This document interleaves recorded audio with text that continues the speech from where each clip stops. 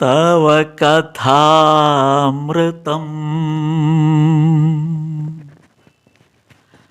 തപ്തജീവനം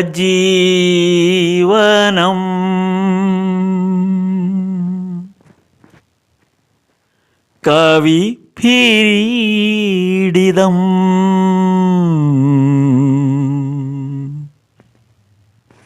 കൽമഷാപഹം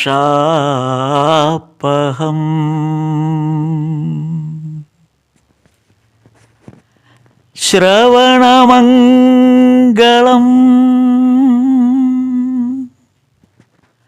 ശ്രീമദാത്തദം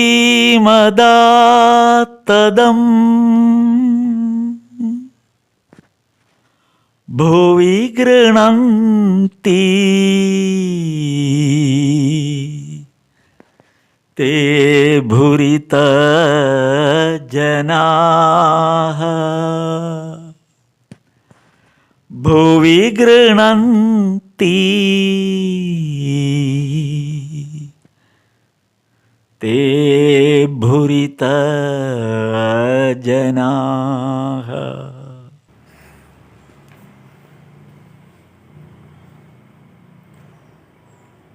നമസ്തേ.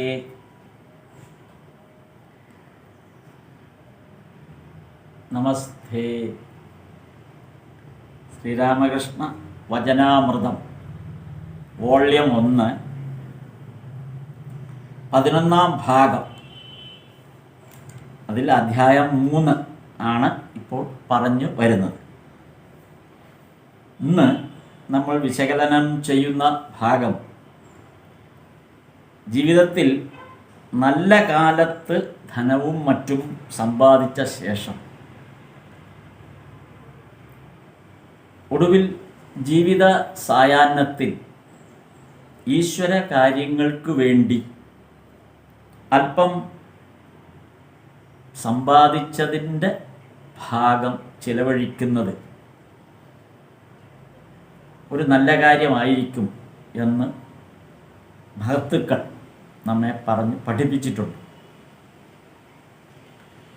എന്നാൽ ഈശ്വര കാര്യങ്ങൾക്ക് വേണ്ടി ചിലവഴിക്കുന്ന ആ ധനം അത് ഈശ്വര സന്നിധിയിൽ നമ്മൾ ഏതു തരത്തിലാണോ വിനിയോഗിക്കുന്നത്, അത് അവിടുത്തെ ഏതെങ്കിലും പ്രവർത്തനങ്ങൾക്കായിട്ടാണ്, അതുമല്ല എന്തെങ്കിലും നിർമ്മാണ പ്രവർത്തനങ്ങൾക്ക് വേണ്ടിയിട്ടാണോ, അങ്ങനെ ഏത് രീതിയിലാണെങ്കിലും, അല്ലെങ്കിൽ ഏതെങ്കിലും തരത്തിൽ നമ്മൾ ആതുര സേവനത്തിന് വേണ്ടി നൽകുന്ന ധനമാണെങ്കിൽ, ഏത് തരത്തിൽ വിനിയോഗിച്ചാലും ആ വിനിയോഗിക്കുന്ന പണം എൻ്റേതാണ് എന്ന് പബ്ലിസിറ്റി കൊടുക്കുക, അല്ലെങ്കിൽ എഴുതി വെക്കുക, ഇതൊരു വളരെ മോശം കാര്യമാണ് എന്ന് ഇന്നത്തെ ഈ ഭാഗം ചർച്ച ചെയ്യുമ്പോൾ നമുക്ക് മനസ്സിലാകും. അത് പ്രത്യേകിച്ച് ഇന്ന് ചർച്ച ചെയ്യുന്ന വിഷയം, ഇവിടെ ഭഗവാനെ കാണാൻ വരുന്ന ഭഗവതീദാസി എന്ന ഒരു ഭക്ത, അപ്പം അവർ പ്രായമൊക്കെ ആയി പിന്നീട് പഴയ കാലത്തെ പോലെ ഉള്ള ജീവിതമൊന്നും നയിക്കാൻ കഴിയാത്തൊരു സാഹചര്യം വന്നപ്പോൾ അവർക്ക് തീർത്ഥാടനങ്ങളും മറ്റുമായി അടുത്ത ഏറ്റവും താല്പര്യമുള്ള വിഷയം. അങ്ങനെ തീർത്ഥാടനങ്ങളിലും മറ്റും പോയ ശേഷം ശ്രീരാമകൃഷ്ണ പരമഹംസനെ കാണാനായിട്ട് വരിക ദക്ഷിണേശ്വരത്ത്. അപ്പോൾ ഭഗവാൻ അവരോട് ചോദിച്ചു, നിങ്ങൾ സമ്പാദിച്ച ധനത്തിൽ അല്പമൊക്കെ ഈശ്വര കാര്യങ്ങൾക്ക് വേണ്ടി ചെലവാക്കിക്കൂടെ എന്ന് ചോദിച്ചു. അപ്പോൾ അവർ ആദ്യമൊക്കെ ഒഴിഞ്ഞു മാറിയെങ്കിലും ഒടുവിൽ അവർ പറഞ്ഞു, ഞാനിവിടെ ഗംഗയുടെ കരയിൽ ഒരു കൽപ്പടവ് കുളിക്കാൻ വേണ്ടിയും മറ്റും ഒരു കൽപ്പടവ് ഭക്തന്മാർക്ക് വേണ്ടി കെട്ടിക്കൊടുത്തിട്ടുണ്ട് എന്ന് പറഞ്ഞു. എന്നിട്ട് അവർ തന്നെ പറഞ്ഞു, അവിടെ എൻ്റെ പേരും എഴുതി വച്ചിട്ടുണ്ട്, ഭഗവതീദാസി ധനം വിനിയോഗിച്ച് നിർമ്മിച്ച കൽപ്പടവ് എന്ന് അവിടെ എഴുതി വച്ചിട്ടുണ്ട്. ഭഗവാൻ അത് കേട്ടോടെ പ്രതികരിച്ചത് ബലേഭേഷ് എന്നാണ്. അതിൻ്റെ പിന്നിൽ ഒരുപാട് അർത്ഥമുണ്ട്. ആ ബലേഭേഷിന് ഒരുപാട് അർത്ഥങ്ങളുണ്ട്. അതാണ് നമ്മൾ സാധാരണഗതിയിൽ ഇന്ന് ഇവിടെ ചർച്ച ചെയ്യുന്ന വിഷയം. ഈശ്വരൻ്റെ കൃപ കൊണ്ടാണ് നമുക്കിതെല്ലാം നേടാൻ കഴിയുന്നത്. ഈശ്വരനാണ് നമുക്ക് തരുന്നത്. ആ ഈശ്വരൻ്റെ കഴിവ് കൊണ്ട് കിട്ടിയ നമ്മുടെ സമ്പത്തിനെ ഈശ്വരന് വേണ്ടി നിയോഗിക്കുമ്പോൾ അത് നമ്മുടെ ധനമായിട്ട് മാറും. അല്ലെങ്കിൽ നമ്മളത് എഴുതി വെക്കും. അങ്ങനെ പേരെഴുതി വെക്കുമ്പോൾ ഉണ്ടാകുന്ന ഒരു വ്യംഗ്യാർത്ഥം, ക്ഷേത്രത്തിലും മറ്റും ഇത്തരത്തിൽ സമർപ്പണം എന്ന് എഴുതി വെക്കുമ്പോൾ ഉണ്ടാകുന്നൊരു വ്യംഗ്യാർത്ഥം, ഈശ്വരൻ അതിന് കഴിവില്ലാത്തത് കൊണ്ട് ഞാൻ നൽകി എന്നുള്ളൊരർത്ഥം കൂടെ വരും. അത്തരം പ്രവണതകൾ ഈശ്വര സാക്ഷാത്കാരത്തിന് പ്രയോജനപ്പെടില്ല എന്നുകൂടി വിശദീകരിച്ചു കൊണ്ടാണ് ഇന്നത്തെ വചനാമൃതം ഭാഗം നമുക്ക് വായിക്കുമ്പോൾ മനസ്സിലാകുന്നത്. നമുക്കിന്ന് വചനാമൃതത്തിൻ്റെ ആ ഭാഗം വായിക്കാം. ഇനിയുള്ള ഭാഗം വീഡിയോ അല്ല, ഓഡിയോയാണുള്ളത്. അതുകൊണ്ട് ആ ഓഡിയോ മുഴുവനായിട്ട് കേൾക്കുക. സ്ഥാപകായ ച ധർമ്മസ്യ സർവധർമ്മസ്വരൂപിണേ അവതാരവരിഷ്ഠായ രാമകൃഷ്ണായ തേ നമഃ.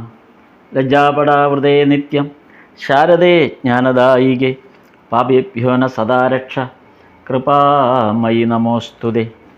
നമഃ ശ്രീയതിരാജായ വിവേകാനന്ദസൂരയേ സച്ചിത് സുഖസ്വരൂപായ സ്വാമിനേ താപഹാരിണേ.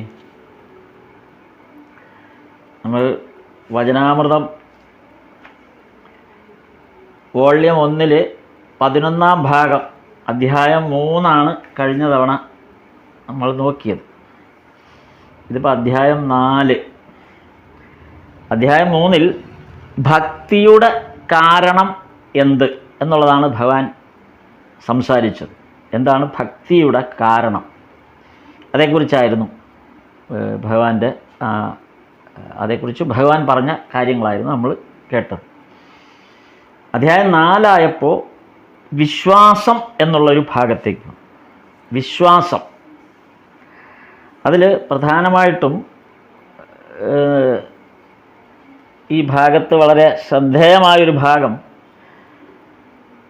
ഭഗവതീദാസിയുടെ ഒരു കാര്യമാണ്. ഭഗവാനെ കാണാനായിട്ട് ക്ഷേത്രം, ഈ ഊരാൺമക്കാരുടെ അവിടെ ജോലി ചെയ്യുന്ന ക്ഷേത്രം ഊരാൺമക്കാരുടെ വീട്ടിൽ, അവരുടെ വീട്ടിൽ അനേക വർഷങ്ങളായിട്ട് ജോലി ചെയ്യുന്ന, വീട്ടുകാര്യങ്ങളിൽ സഹായിയായിട്ടൊക്കെ ജോലി ചെയ്യുന്ന പണ്ടേ ഉള്ള ഒരു വേലക്കാരിയാണ് ഈ ഭഗവതീദാസി. അപ്പോൾ അവരുടെ പൂർവ്വകാലത്തിൽ അവർ അങ്ങനെ വളരെ കാലമായിട്ട് ഭഗവാന് ഇവരെ അറിയാം. അപ്പോൾ ആദ്യകാലത്ത് അവരത്ര ഒരു നല്ല സ്ത്രീയൊന്നും ആയിരുന്നില്ല എന്നാണ് സൂചിപ്പിക്കുന്നത്. അവരുടെ രീതികൾ നടത്തിയൊന്നും ശരിയായിരുന്നില്ല എന്നുള്ള തരത്തിലാണ് സൂചന ഇതിൽ പറഞ്ഞത്. എന്തായാലും അവരാ വഴിക്കുമൊക്കെ കുറേ പണം സമ്പാദിച്ചു എന്നാണ് ഇവിടെ പറയുന്നത്. അപ്പോൾ ഭഗവാൻ തന്നെ അവരോട് പറഞ്ഞു, ഇനിയിപ്പോൾ വയസ്സായില്ലേ, ഇപ്പം സമ്പാദിച്ച പണമൊക്കെ ഒരു സജ്ജനങ്ങൾക്ക് അല്ലെങ്കിൽ വൈഷ്ണവ സേവയ്ക്കായിട്ടൊക്കെ ഉപയോഗിക്കുന്നുണ്ടോ എന്ന് ചോദിച്ചു. അപ്പോൾ അവരൊരു വളരെ വൈക്ലഭ്യത്തോടെ, അല്ലെങ്കിൽ വളരെ അങ്ങനെ ചെയ്യുന്നുണ്ട് എന്നുള്ള രീതിയിലൊന്നും പറഞ്ഞില്ല. അവർ പറഞ്ഞു, ഞാനെങ്ങനെ അത് പറയും, അങ്ങനെ പറയാനുള്ളൊരു ബുദ്ധിമുട്ടുണ്ട്. ചെയ്യുന്നവരാണ് അവരിപ്പോൾ അങ്ങനെ ചെയ്യുന്നുണ്ട്. പക്ഷേ അത് ഭഗവാനോട് ഞാനെങ്ങനെയാണ് അതൊക്കെ പറയുക, ഈ ചെയ്യുന്ന കാര്യങ്ങളൊക്കെ ഞാനെങ്ങനെ പറയും എന്നുള്ള മട്ടിലാണ് അവർ ചോദിച്ചത്. അപ്പോൾ ഭഗവാൻ ചോദിച്ചു, എന്നാൽ പിന്നെ തീർത്ഥാടനങ്ങളൊക്കെ കാശിയും വൃന്ദാവനത്തിലും ഒക്കെ പോകുന്നുണ്ടോ എന്ന് ചോദിച്ചു. അവിടെയൊക്കെ പോയോ എന്ന് ചോദിച്ചു.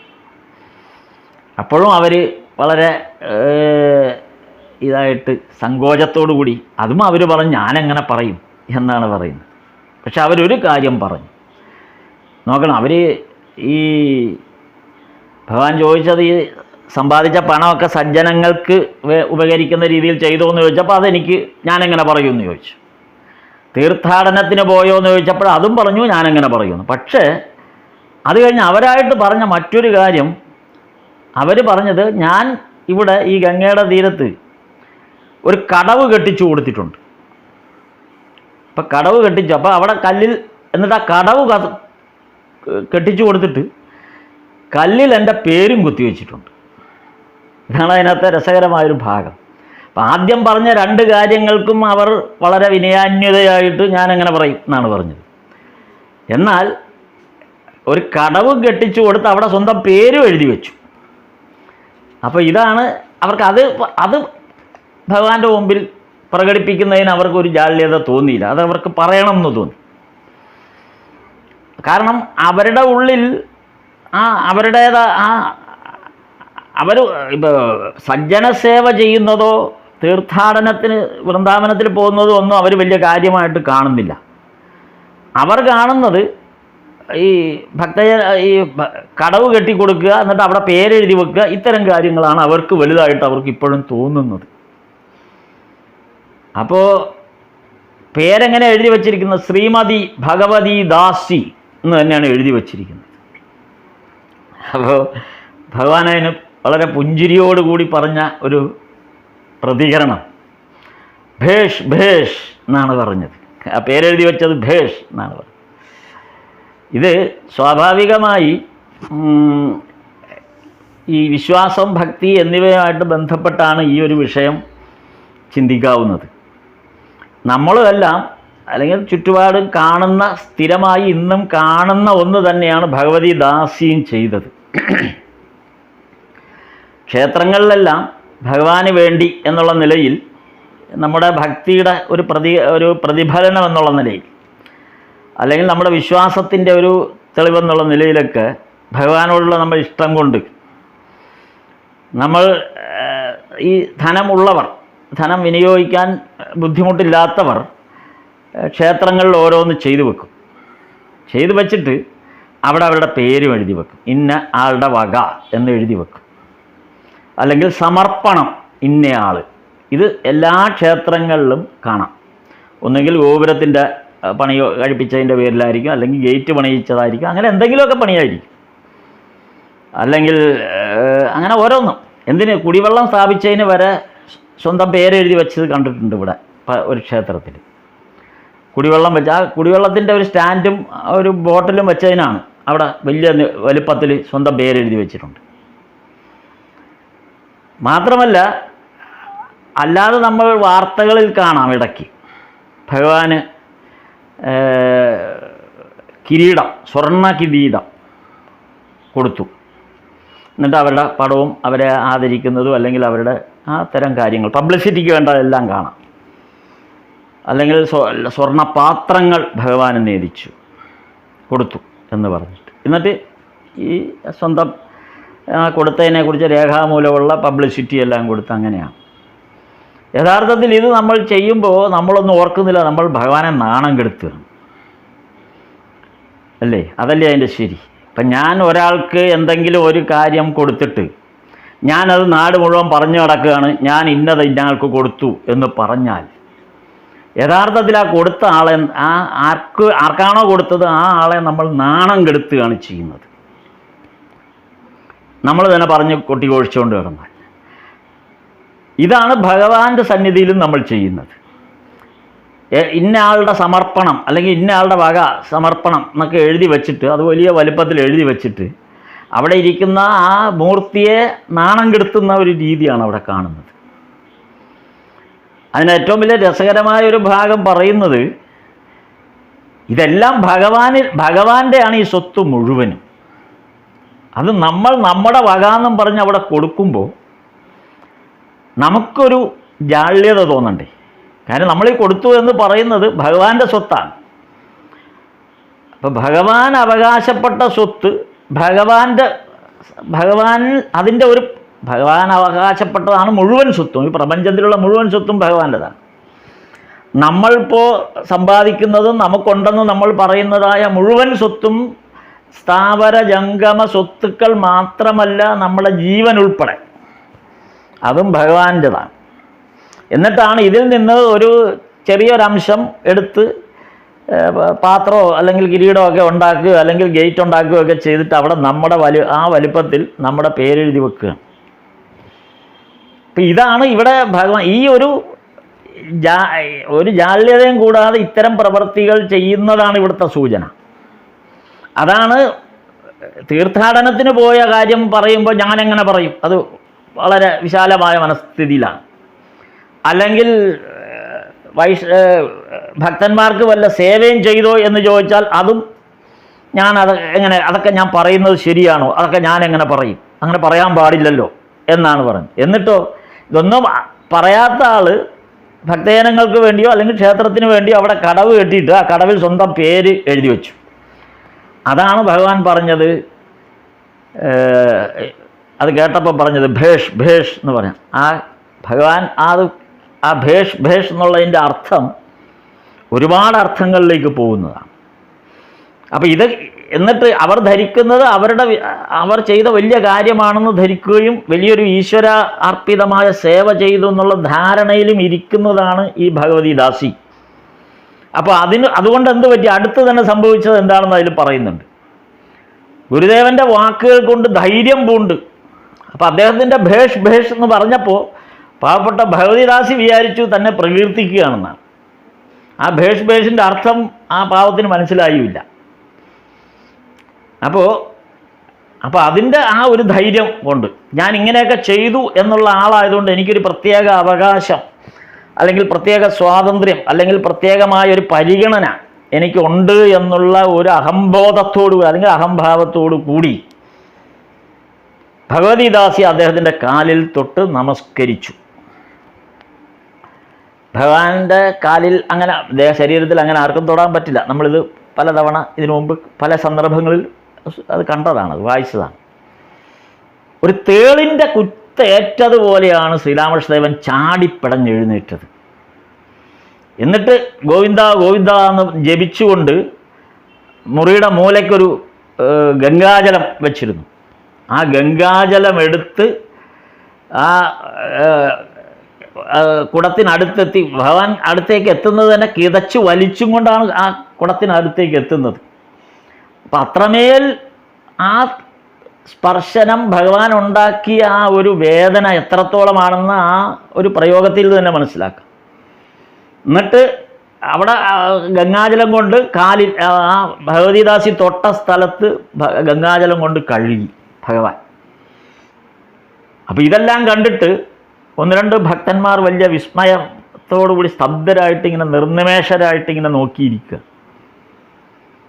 ഇപ്പം ഭഗവതിദാസിയും അക്ഷരാർത്ഥത്തിൽ പറഞ്ഞ പോലെ ഇവിടെ പറഞ്ഞ ചത്തുപോയ പോലെ ആയിപ്പോയി.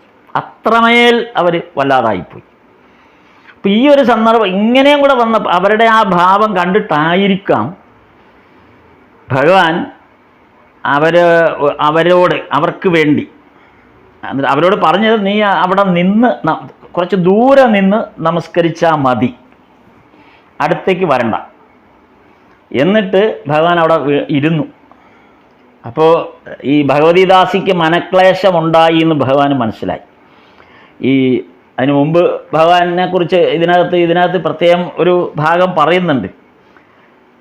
ഗുരുദേവൻ ദയാസാഗരമല്ലയോ, പതിത പാവനനല്ലയോ എന്ന് അതിൻ്റെ കുറച്ചു മുമ്പുള്ള ആ ഭാഗത്ത് മാസ്റ്റർ മഹാശയൻ തന്നെ എഴുതിയിട്ടുണ്ട്. അത്രയും ദയാസാഗരനാണ്, പതിത പാവനനുമാണ്.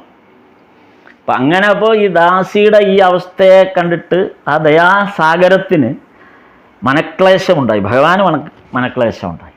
അപ്പം അത് മാറ്റാൻ ഭഗവാൻ അവരോട് പറഞ്ഞത്, എന്നാൽ കുറച്ച് പാട്ട് കേട്ടോളാൻ പറഞ്ഞു. എന്നിട്ട് ഭഗവാൻ തന്നെയാണ് സ്വയം ആ പാട്ട്, ഭഗവാൻ തന്നെ ആ പാട്ട്, ഭഗവാനിൽ നിന്നാണ് ആ പാട്ട് ഉത്ഭവിക്കുന്നത്. ഭഗവാന്റെ സൃഷ്ടി തന്നെയാണ് ആ പാട്ട്. ഒരുപക്ഷെ നമ്മൾ ഇത്രയും നോക്കി വന്ന ഈ ഭാഗം എടുത്താൽ, ഇതുവരെ വന്ന വചനാമൃതത്തിൽ ഈ ഭാഗം വരെ വന്ന ഭാഗം എടുത്താൽ വളരെ അർത്ഥവത്തായ ഒരു ഗാനമാണ് ഇവിടെ ഈ ഭാഗത്ത് ഈ ഭഗവതിദാസിക്ക് വേണ്ടി ഭഗവാൻ പാടിയിരിക്കുന്നത്. വളരെ അർത്ഥതലമുള്ള, അതായത് വളരെ ആഴത്തിൽ അർത്ഥമുള്ള ഒരു ഒരു ഭാഗമാണ് അതെന്ന് നമുക്കത് വായിച്ചു നോക്കുമ്പോൾ വളരെ രസകരമായി ഞാനത് വായിച്ചപ്പോൾ അത് പലതവണ വായിച്ചപ്പോൾ അത് അത്രമേൽ അത് നമുക്കെല്ലാം ഇത് ബാധകമാണ്. നമ്മിലെല്ലാം ഈ ഭഗവതിദാസ്യമുണ്ട്. നമ്മുടെ അഹംഭാവം, അഹംബോധം, ഇങ്ങനെ പല തലത്തിലുള്ള ഒരു അവസ്ഥയിലാണ് നമ്മൾ ജീവിക്കുന്നത് തന്നെ. അത് മനുഷ്യരായിപ്പോയി എന്നുള്ളത് കൊണ്ട് മനുഷ്യ സമൂഹത്തിൽ നമ്മൾ ജനിച്ചു ജീവിച്ചു, ഈ ചുറ്റുപാടുകൾ ഉൾക്കൊണ്ട് വളർന്നു എന്നുള്ളത് കൊണ്ട് തന്നെ നമ്മിൽ നിന്നും ആ സ്വഭാവം മാറുന്നൊന്നുമില്ല. അതിനുള്ള ശ്രമമാണ് നമ്മൾ ഇത്തരം സത്സംഗങ്ങളിലൂടെ അതിൽ നിന്നൊരു മോചനം കിട്ടാനുള്ള ശ്രമമാണ് നമ്മൾ നടത്തുന്നത്. പൂർണ്ണമായും നമുക്കത് മാറണമെന്ന് നിർബന്ധമൊന്നുമില്ല. അത് ഭഗവാൻ അറിയാം. അതുകൊണ്ടാണ് അവിടെ ദയാസാഗരനാണ്. അപ്പോൾ അദ്ദേഹം നമ്മളുടെ ഈ പാപപങ്കിലമായ അവസ്ഥയെ പരിഹരിക്കുന്നതിന് വേണ്ടിയിട്ട് ഭഗവാൻ തന്നെയാണ് പരിഹാരം തേടി നമുക്ക് ഉപദേശിച്ചു തരുന്നത്. അതാണ് ഭഗവാൻ തന്നെ നേരിട്ട് ആ ഗാനം എഴുതാനുണ്ടായ അല്ലെങ്കിൽ ഗാനം പാടാനുണ്ടായിട്ടുള്ള സാഹചര്യത്തെ അങ്ങനെയാണ് സൂചിപ്പിക്കുന്നത്. അത് ഭഗവാൻ ഒരു 2 or 3 ഘട്ടമായിട്ടാണ് ആ ഗാനം പൂർത്തീകരിക്കുന്നത്, സ്വയം പാടിക്കൊണ്ട്. ഇപ്പം ഭഗവാന്റെ ആ ഒരു ജ്ഞാനം അല്ലെങ്കിൽ ആ അവസ്ഥയിലുണ്ടാകുന്ന ഭഗവാൻ നമ്മളിത് മുഴുവനും ഭഗവാൻ ഈ സംസാരിക്കുന്നത് മുഴുവനും യഥാർത്ഥത്തിൽ വേദങ്ങളും ഉപനിഷത്തുകളും എല്ലാമാണ് വാതോരാതെ ആ ഒരു ഇടമുറിയാതെ ഇതിൽ വന്നുകൊണ്ടിരിക്കുന്നതെല്ലാം ഈ വേദങ്ങളിൽ നിന്നും ഉപനിഷത്തുകളിൽ നിന്നൊക്കെയാണ്. ഭഗവാൻ ഒരു ഗാനം ആലപിക്കുമ്പോൾ പോലും അത് എത്രയോ അർത്ഥതലങ്ങളിലേക്കാണ് ആ ഗാനം പോകുന്നത്. ഇപ്പോൾ ഇവിടെ ഭഗവാൻ ഇതിവിടെ വളരെ ഉപമ കൊണ്ട് വളരെ ഗംഭീരമായൊരു ഉപമയാണ് ഇവിടെ ഭഗവാൻ ഈ ഗാനത്തിലുടനീളം ചെയ്തിരിക്കുന്നത്. കാര്യം പറഞ്ഞത് ഭഗവതിദാസിയോട് ദൂരെ നിന്ന് തൊഴുതാൽ മതി എന്നാണ് പറഞ്ഞത്. അപ്പം അതാണ് അവരുടെ അപ്പോഴുണ്ടാകാവുന്ന മനക്ലേശത്തെ മാറ്റാനായിട്ടാണ് ഈ ഗാനം. അപ്പം അതുമായി ബന്ധപ്പെട്ടതാണ് ഈ ഗാനം. എങ്ങനെയാണ്? ദൂരെ മാറി നിന്ന് നീ എന്നെ തൊഴുതാൽ മതി. അപ്പോൾ ഈശ്വരനെ നമ്മൾ ദൂരെ മാറി നിന്ന് തൊഴുതാലും മതി. പക്ഷേ നമ്മുടെ സങ്കല്പം എന്തായിരിക്കണമെന്നാണ് ഭഗവാൻ ഇവിടെ പറഞ്ഞത്. അതായത് ഭഗവാന്റെ ശ്രീരാമകൃഷ്ണദേവൻ എപ്പോഴും കാളിമാതാവിനെ വെച്ച് പ്രതിനിധീകരിച്ചുകൊണ്ടാണ് എപ്പോഴും ഈ കാര്യങ്ങൾ പറയുക. ഇപ്പം ഭഗവാൻ ഇവിടെ പറഞ്ഞത് കാളിമാതാവിൻ്റെ 2 പാദങ്ങൾ അത് നീല സരോജ മുകുളം, നീലത്താമര പൂമുട്ടുകൾ പോലെയാണ്. നീലത്താമരയാണ് ആ കാളിയുടെ നിറം, കാർവർണ്ണമായതുകൊണ്ട് ആ കാലുകൾ എന്ന് പറയുന്നത് നീലത്താമരയാണ്, നീലത്താമര മുകുളങ്ങളാണ്. അപ്പോൾ അങ്ങനെ സങ്കല്പിക്കുക. അപ്പോൾ ഭഗവതിദാസിയോടാണിത് പാടി കേൾപ്പിക്കുന്നത്. അപ്പോൾ ദൂരെ നിന്നിട്ട് ഇങ്ങനെ സങ്കല്പിക്കുക. ആ ഭഗവതിയുടെ ഈ ഈശ്വരൻ്റെ ഈശ്വരി കാളിമാതാവിൻ്റെ ആ പാദപങ്കജത്തെ നീലത്താമരയായിട്ട് സങ്കല്പിക്കുക. എന്നിട്ട് സ്വയം നമ്മുടെ മനസ്സിനെ ഒരു കരിവണ്ടായിട്ട് സങ്കല്പിക്കുക. അപ്പോൾ ആ കരിവണ്ട് പറന്ന് ചെന്ന് ആ താമരയാകുന്ന പാദയുഗ്മത്തിൽ ഇരിക്കുന്നു എന്ന് സങ്കല്പിക്കുക. അതാണ് ആ കവിതയുടെ ആദ്യ ഭാഗം പറയുന്നത്. അപ്പോൾ എന്തു പറ്റി ഇവിടെ? ഈ കരിവണ്ടിൻ്റെ നിറവും കാളിമാതാവിൻ്റെ പാദയുഗ്മത്തിൻ്റെ നിറവും രണ്ടും സമമാണ്. അപ്പം ഈ കരിവണ്ട് ചെന്ന് ആ പാദയുഗ്മത്തിൽ മനസ്സാകുന്ന കരിവണ്ട് ആ പാദയുഗ്മത്തിൽ നമസ്കരിക്കുന്നതായി ഭാവന ചെയ്യുമ്പോൾ അത് രണ്ടും പിന്നെ രണ്ടായിട്ടല്ല കാണുന്നത്. കാര്യം കരിവണ്ടിൻ്റെ നിറവും കാർവർണ്ണമാണ്, കാളിമാതാവിൻ്റെ പാദയുഗ്മത്തിൻ്റെ നിറവും കാർവർണ്ണമാണ്. അപ്പോൾ ഈ 2 കാർവർണ്ണങ്ങളും കൂടെ ചേർന്ന് ഒന്നായ പോലെയാകും. ഇത്ര മനോഹരമായ ഭാവനയാണ് ഭഗവാൻ ഇവിടെ അവതരിപ്പിക്കുന്നത്. ഇപ്പം നമ്മളങ്ങനെ സങ്കല്പിച്ചാൽ മതി എന്നാണ് പറയുന്നത്. അപ്പോൾ അങ്ങനെ സങ്കല്പിച്ച് കഴിയുമ്പോൾ അങ്ങനെ ആ പാദയുഗ്മത്തിൽ കരിവണ്ടാകുന്ന മനസ്സ് ചെന്ന് ലയിച്ച് കഴിയുമ്പോൾ എന്ത് സംഭവിക്കുന്നു?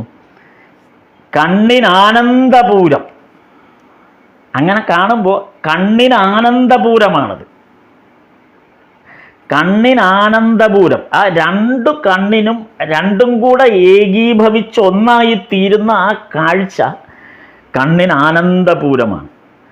അപ്പോൾ അത് കാണുന്നത്, അപ്പോൾ ഇത് കാണുന്നത് എങ്ങനെയാണ്? ഈ മനസ്സാകുന്ന വണ്ട് ചെന്ന് കാളിമാതാവിൻ്റെ കാലിണകളിൽ ഒന്നായി ചേരുന്നത് കാണുന്ന കണ്ണ്, ആ കണ്ണ് അത് കണ്ട് പിന്തിരിയുകയാണ് ചെയ്യുന്നത്. ആ കണ്ണത് കണ്ട് പിന്തിരിയുമ്പോൾ മനസ്സിലുണ്ടാകുന്ന ആ മനസ്സാനന്ദലീനം, പിന്നെ ഒരു ദുഃഖവും തോന്നില്ല. അത് ആ കാഴ്ച കാണുന്ന കണ്ണ്, അത് കണ്ട് ആ കണ്ണ് പിന്തിരിയുകയാണ്. അത് കണ്ട് ആ കണ്ണ് കാഴ്ചയിലൂടെ ആ കണ്ണ് കാണുന്നു എന്നും അർത്ഥമുള്ളൂ. ഈ മനസ്സാകുന്ന കരിവണ്ടും കാളിമാതാവിൻ്റെ പാദയുഗ്മങ്ങളാകുന്ന ആ കാർവർണ്ണമുള്ള താമരയും ഒന്നായി ചേരുന്നത് കണ്ട് കണ്ണ് മടങ്ങുകയാണ്. അതിൽ പരമൊരു ആനന്ദലീനം എന്തുണ്ട് എന്നാണ് ഭഗവതിദാസിയുടെ ആദ്യം പാടുന്നത്. ആദ്യ ഭാഗം അതാണ്. ഇത്ര മനോഹരമായ ഭാവന. ഇനി രണ്ടാമത് വീണ്ടും തുടങ്ങി. ഭഗവാൻ അതിൻ്റെ ഒരു കണ്ടിന്യൂഷൻ വരുന്നുണ്ട് ആ ഭാഗത്ത്. പിന്നെയും പറയുന്നത് എന്താണ്? അമ്മയുടെ ആ പാദാംബുജ ലോലുപം മാമക ചിത്തമാം മത്തഭൃംഗം. ഇനി അടുത്ത സ്റ്റെപ്പിലേക്ക് കിടക്കുകയാണ് വർണ്ണന. അപ്പോൾ അമ്മയുടെ ആ പാദാംബുജത്തിലേക്ക് നമ്മുടെ മനസ്സാകുന്ന, എൻ്റെ മനസ്സാകുന്ന ആ മത്തഭൃംഗം, അതിനൊരു പ്രത്യേക, ആ പ്രയോഗത്തിന് തന്നെ ഒരു പ്രത്യേകതയുണ്ട്. ആ മത്തഭൃംഗമാണ് എൻ്റെ മനസ്സ്. അതായത് ആ വണ്ട് മത്ത് പിടിച്ച ഉന്മത്തമായ അവസ്ഥയിലുള്ള കരിവണ്ടാണ്. നമ്മൾ ഈ ലൗകികമായ കാഴ്ചകളെല്ലാം കണ്ട് ആ ലൗകികമായ വിഷയങ്ങളിലെല്ലാം മത്ത് പിടിച്ചിരിക്കുകയാണ്. അങ്ങനെയുള്ള മത്ത് പിടിച്ചൊരു ഭൃംഗം വണ്ടാണ് ആ കാലിണകളിൽ ചെന്ന് അണയുന്നത്. അങ്ങനെ ആ അമ്മയുടെ തൃപ്പാദങ്ങളിൽ ചെന്ന് ചേരുന്നതായിട്ടാണ് സങ്കല്പിക്കുന്നത്. ഈ അമ്മ എങ്ങനെയുള്ളതാണ്? അമ്മ ആരാണെന്ന് പിന്നീട് രണ്ടാമത് ഭഗവാൻ അവിടെ ഒന്നുകൂടെ അമ്മ ആരാണെന്നും കൂടെ വിശദീകരിക്കും. വിശ്വനാഥൻ്റെ പ്രിയതമയാണ്, മഹേശ്വരൻ്റെ പ്രിയതമയാണ്. മഹേശ്വരൻ്റെ അംശമാണ് കാളിമാതാവ്. ഇപ്പം വിശ്വനാഥൻ്റെ പ്രിയതമയാണ്. അങ്ങനെയുള്ള ആ അമ്മയുടെ കാർവർണ്ണമാർന്ന ആ കാലിണകളിലാണ് എൻ്റെ മത്തഭൃംഗം, മത്ത് പിടിച്ച ഈ ലൗകികമായ എല്ലാ സുഖഭോഗങ്ങളിലും ആവേശം കൊണ്ട് നടന്ന് മത്ത് പിടിച്ച ഒരു വണ്ടായ എൻ്റെ മനസ്സ് ചെന്ന് അവിടെ അന്തർലീനമായിത്തീരുന്നത്. പിന്നെ അത് ആ വിവരണം വീണ്ടും അങ്ങനെ വരുന്നുണ്ട്. പിന്നെ പറയുന്നത് എന്താണ്? ആശകളാകുന്ന പൂക്കളിൽ ഈ വരിവണ്ടിന് അഭിരുചി ലേശം പോലുമില്ലാതായി. ഇതവിടെ ചെന്ന് കഴിയുമ്പോൾ സംഭവിക്കുന്നത് എന്താണ്? ഒരുപാട് ആശകളുമായി ഇടപഴകാവുന്ന, ആശകൾ പ്രലോഭിപ്പിക്കാവുന്ന, ഒരുപാട് പ്രലോഭനങ്ങൾ നൽകുന്ന ഒരുപാട് പൂക്കൾ ഈ ലോകത്തുണ്ട്. ആ പൂക്കളിലൊന്നും ഈ വണ്ടിന് യാതൊരു താല്പര്യവുമില്ല. അമ്മയുടെ കാലിണകൾ കാർമേഘ നിറമാണ്, വണ്ടിൻ്റെ നിറവും അത് തന്നെ. നേരത്തെ ആ വർണ്ണന, ആ ഉപമ ഒന്നുകൂടെ ആവർത്തിച്ചു എന്ന് മാത്രമേ ഇവിടെ പ്രത്യേകത എന്ന് വെച്ചാൽ മറ്റു തരം പൂക്കളിലേക്ക് പോകാൻ ഈ മനസ്സിനൊട്ടും ആഗ്രഹമില്ല എന്നാണ് പറയുന്നത്. പിന്നെ അടുത്ത് പറയുന്നൊരു ഭാഗം, അടുത്ത് പറയുന്ന അപൂർവമായ പ്രകൃതി തത്വമാണ് ഇവിടെ സംഭവിച്ചതെന്ന് ഭഗവാൻ പറയുന്നു. ഇവിടെ ഒരു അപൂർവമായ പ്രകൃതി തത്വം ഉൾക്കൊണ്ടിട്ടുണ്ട്. കാർവർണ്ണത്തിൽ ലയിക്കുന്നു, കാർവർണ്ണത്തിലാണ് ലയിക്കുന്നത്. രണ്ടും ഒന്ന് തന്നെയാണ്. കാർവർണ്ണത്തിൽ ലയിക്കുന്നു, രണ്ടും ഒന്ന് തന്നെയാണ്, രണ്ടിനും ഭേദമില്ല. അപ്പോൾ അതെന്താണെന്ന് പറഞ്ഞാൽ പഞ്ചഭൂതങ്ങളിലും ലയിച്ചിട്ടുള്ളത് പഞ്ചീകൃതം തന്നെയാണ്. ഈ പഞ്ചഭൂതങ്ങളിലും ഉൾപ്പെട്ടിട്ടിരിക്കുന്ന പഞ്ചീകൃതം, വേണമെങ്കിൽ കൃതം എന്നുള്ളതിന് ഇവിടെ നെയ്യ് എന്നും കൂടി ഉൾപ്പെടുത്തും, പഞ്ചാമൃതത്തിൻ്റെ ആ നെയ്യാണ്. അപ്പോൾ ഈ പഞ്ചാമൃതങ്ങൾ, ഈ ഭൂതങ്ങളിലും ഉൾപ്പെട്ടിട്ടുള്ളത് ഒരേ സത്ത തന്നെയാണ്. അപ്പം അത് നേരിട്ട് മനസ്സിലാക്കിയിരിക്കുകയാണ് ഇപ്പോൾ. അത് ഈ ഒരു ലയനത്തോടു കൂടി അത് നേരിട്ട് മനസ്സിലാക്കി എന്നാണ് പറയുന്നത്. എന്നിട്ട് റിഗ്രറ്റാണ്, അടുത്തത് റിഗ്രറ്റാണ്. എന്നിട്ട് ചോദിക്കുകയാണ് ഭഗവാൻ, അമ്മയോട് ചോദിക്കുകയാണ്, കാളിമാതാവിനോട് ചോദിക്കുകയാണ്, ഇത്രയും നാൾ എൻ്റെ ഉള്ളിൽ ആശകൾ നിറച്ച് എന്നെ തുള്ളിച്ചു കൊണ്ടിരുന്നത് എന്തിനാണ്? ഇത്രയും നാൾ ഇങ്ങനെ ആശകൾ കൊണ്ട് നിറച്ച് നിറച്ച് നിറച്ച് എന്നെ ഇങ്ങനെ തുള്ളിച്ചു കൊണ്ടിരുന്നത് എന്തിനാണ് എന്ന് ചോദിക്കുകയാണ്. പിന്നെ അപ്പോൾ ഇവിടെ വന്നിരിക്കുന്നത് കാളിമാതാവിൻ്റെ പാദത്തെ നീലാകാശമായിട്ടാണ് വർണ്ണിക്കുന്നത്.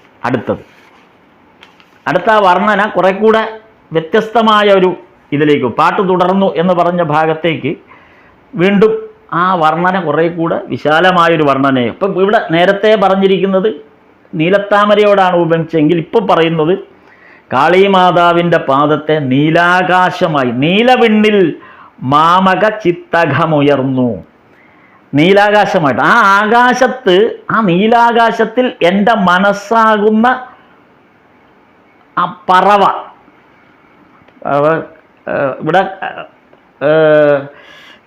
പിന്നെ ചിത്തഖഗം എന്ന് പറയുമ്പോൾ പക്ഷി എന്ന് വേണമെങ്കിൽ, പക്ഷേ ഇവിടെ പക്ഷിയായിട്ടല്ല വിവക്ഷ, ഇവിടെ പട്ടത്തോടാണ് ഉപയോഗിക്കുക. പട്ടം, വാനിൽ പറക്കുന്ന പട്ടത്തോടാണ് ഇവിടെ ഭഗവാൻ ഉപമിച്ചിരിക്കുന്നത്.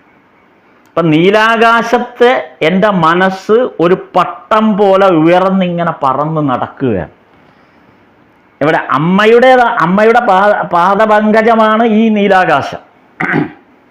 ഈ നീലാകാശം എന്ന് പറയുന്നത് തന്നെ അമ്മയുടെ പാദപങ്കജമാണ്. ആ നീലാകാശത്ത് ഇപ്പോൾ എൻ്റെ മനസ്സാകുന്ന പട്ടമാണ് ഇപ്പോൾ പറക്കുന്നത്. ഇപ്പോൾ വണ്ട് എന്നുള്ള ആ ഉപമയിൽ നിന്ന് മാറി ഈ പട്ടം എന്നുള്ള ഒരു ഉപമയിലേക്ക് വന്നു. ആ പട്ടം ഉയർന്ന് പറക്കുകയാണ്. പെട്ടെന്നാണ് പാപത്തിൻ്റെ കാറ്റ്. ഇത്തരം അമ്മയുടെ ആ വിശാലമായ ആ പാദമാകുന്ന നീലാകാശത്തിൽ വിഹരിക്കുമ്പോഴും അമ്മയുടെ സാന്നിധ്യത്തിൽ പോലും ലൗകികമായ മനുഷ്യന് സംഭവിക്കുന്നത് പെട്ടെന്നാണ് ഒരു പാപത്തിൻ്റെ കാറ്റ് തട്ടുന്നത്. നമ്മൾ അറിയാതെ തന്നെയാണ് ഈ കാറ്റ് നമ്മുടെ നിയന്ത്രണത്തിലല്ലല്ലോ. അപ്പം ഈ പാപത്തിൻ്റെ കാറ്റ് തട്ടുകയാണ് പെട്ടെന്ന്. ഈ നീലാകാശത്തിൽ പെട്ടെന്നൊരു കാറ്റടിക്കുന്നു, പാപത്തിൻ്റെ കാറ്റടിക്കുന്നു. ഒട്ടും ഈ പാപത്തിൻ്റെ കാറ്റടിച്ചപ്പോൾ പിന്നെ ഒട്ടും താമസം വേണ്ടി വന്നില്ല, അത് താഴേക്ക് വീഴാൻ തുടങ്ങി. മനോഹരമായിട്ടാണ് ഭഗവാൻ അത് പറഞ്ഞത്. അത് ഒരു ചിത്രം പോലെ നമുക്ക് കാണാം. താഴേക്ക് വീഴാൻ തുടങ്ങി. അപ്പോൾ താഴേക്ക് വീഴാൻ തുടങ്ങിയപ്പോൾ എന്തൊക്കെയാണ് പിന്നെ സംഭവിക്കുന്നത്? ഈ മായയുടെ ഭാരം കൂടിയാണ് വരുന്നത്. മായയുടെ ഭാരം കൂടി അവിടെ വരിക. ഈ കാണുന്ന ആ മായാലോകമായി മാറിയിരിക്കുന്ന ഈ മായയുടെ അതിൻ്റെ ഭാരം കൂടെ നമ്മെ ബാധിച്ചിരിക്കുകയാണ്. എന്നിട്ട് എന്തു പറ്റി? ഈ പട്ടം പിഞ്ഞി കീറാൻ തുടങ്ങി. ഈ മായയുടെ ഭാരം കൊണ്ട് പട്ടം പിഞ്ഞി കീറാൻ തുടങ്ങി. പിന്നെയോ ഇനി എന്തൊക്കെയാണ് ഈ പട്ടത്തെ സംബന്ധിച്ച് സംഭവിക്കുന്നത്? പട്ടത്തിന് ഒരു നൂലുണ്ട്. ഈ നൂല് കൊണ്ടാണ് ഈ പട്ടത്തെ ബന്ധിച്ചിരിക്കുന്നത്. പട്ടം ഒരിക്കലും ഈ ആകാശത്ത് സ്വതന്ത്രമായി പറക്കുന്നതല്ല. തോന്നുകയാണ് സ്വതന്ത്രമായിട്ട് പറക്കുകയാണെന്നാണ് പട്ടത്തിൻ്റെ വിചാരം. അമ്മയുടെ കാലിണയാകുന്ന നീലാകാശത്തിലാണ്. അപ്പം എത്രമാത്രം സുരക്ഷിതമായ ഒരു ആകാശമാണത്, എത്ര പവിത്രമായ ഒരു ആകാശമാണ്. ഈ ആകാശത്ത് ഈ പട്ടം പറക്കുമ്പോൾ പട്ടത്തിൻ്റെ തോന്നൽ എന്താണ്? സ്വതന്ത്രമാണെന്നാണ്. പക്ഷെ അല്ല, അവിടെ ഒരു നൂല് ബന്ധിച്ചിട്ടുണ്ട്. എന്താണ് ഈ നൂൽ ബന്ധനം? ഈ ബന്ധനം എന്താണ്? അത് മക്കൾ, ബന്ധുക്കൾ, നമ്മുടെ സുഹൃത്തുക്കൾ, ഇങ്ങനെ അടങ്ങും നമുക്ക് ചുറ്റുമുള്ള ബന്ധനങ്ങളാണ് ഈ നൂല്. ഈ മക്കളും ബന്ധുക്കളും സുഹൃത്തുക്കളും എല്ലാം അടങ്ങുന്ന നമ്മുടെ വലയം, നമ്മുടെ ലൗകിക ബന്ധങ്ങളുടെ വലയം. അതാണ് ഈ പട്ടത്തിൻ്റെ നൂല്. അത് ഈ പട്ടത്തെ കുരുക്കാൻ തുടങ്ങും. എപ്പോഴും ഈ പാപമാകുന്ന കാറ്റടിക്കുന്നു, മായയാവുന്ന ഈ ചില്ലകളോ അല്ലെങ്കിൽ മറ്റെന്തെങ്കിലും ഭാരം കൊണ്ടത് പിഞ്ഞിക്കീറുന്നു. ഈ സമയത്താണ് ഈ ബന്ധങ്ങൾ കിടന്നിങ്ങനെ കുരുക്കാൻ തുടങ്ങുന്നത്. സ്വതന്ത്രമായി അമ്മയുടെ ആകാശത്ത് വിഹരിക്കുമ്പോൾ വലിയ പ്രശ്നമില്ല, ഈ നൂലിങ്ങനെ അയച്ചു വിട്ട് കിടക്കുകയാണ്. പക്ഷേ ഈ പാപഭാരവും ഈ മായാബന്ധനവും കൂടെ വരുമ്പോഴേക്കും ഈ ലൗകികരെല്ലാം കൂടെ ചേർന്ന് ഈ നൂല് കുരുക്കാൻ തുടങ്ങി, പട്ടത്തെ കുരുക്കാൻ തുടങ്ങി. അങ്ങനെ പട്ടം ഉലഞ്ഞ് താഴേക്ക് പതിക്കാൻ തുടങ്ങി. പിന്നെ അതിൻ്റെ കൂടെ എന്തുണ്ട്? ഞാനെന്ന ഭാവം കൂടെ വന്നിട്ടുണ്ട്. ആ ഭാവമാണ് താഴോട്ട് പിടിച്ച് വലിക്കുകയാണ് പട്ടത്തെ. അങ്ങനെ ആ ഞാനെന്ന ഭാവം കൂടെ വന്ന് ആ പട്ടത്തെ വലിച്ച് പിടിക്കാൻ ശ്രമിച്ചപ്പോൾ അവസാനം ഈ പട്ടത്തിൻ്റെ തലയറ്റുപോയി. ആ പട്ടത്തിൻ്റെ ഭാഗം, ആ ശരിയായ ഭാഗം അറ്റുപോയി. എങ്ങനെ അറ്റുപോയിട്ട് അവസാനം എന്തിനെ പോലെ? ഒരു തലയറ്റ പാമ്പിനെ പോലെ അത് താഴേക്ക് വീഴുകയാണ്. അപ്പോൾ ഭഗവാൻ എന്നിട്ട് അടുത്ത് ചോദിക്കുകയാണ്, ഇങ്ങനെ തുലഞ്ഞ് വീഴുന്നത് എങ്ങനെ കണ്ടു നിൽക്കാൻ പറ്റും? അവിടെ ഭഗവാന്റെ വെർഷനാണത്. ഇങ്ങനെ ഒരാൾ തുലഞ്ഞ് വീഴുന്നത് ഭഗവാൻ ഒരിക്കലും കണ്ടു നിൽക്കാൻ പറ്റില്ല. അതെങ്ങനെ കണ്ടു നിൽക്കാൻ പറ്റും എന്ന് ഭഗവാൻ തന്നെ ചോദിക്കുകയാണ്. ഒന്ന് പൊക്കാൻ എങ്ങനെ സാധിക്കും? ഈ വീഴ്ചയുള്ള ആ അവസ്ഥയെ ഒന്ന് പൊക്കിക്കൊടുക്കാൻ എന്താണ് മാർഗം? അതും ഭഗവാൻ തന്നെയാണ് ആലോചിക്കുന്നത്. എന്താണ് ഒരു മാർഗം പൊക്കാനായിട്ട്? അതിനൊറ്റ വഴിയേ ഉള്ളൂ.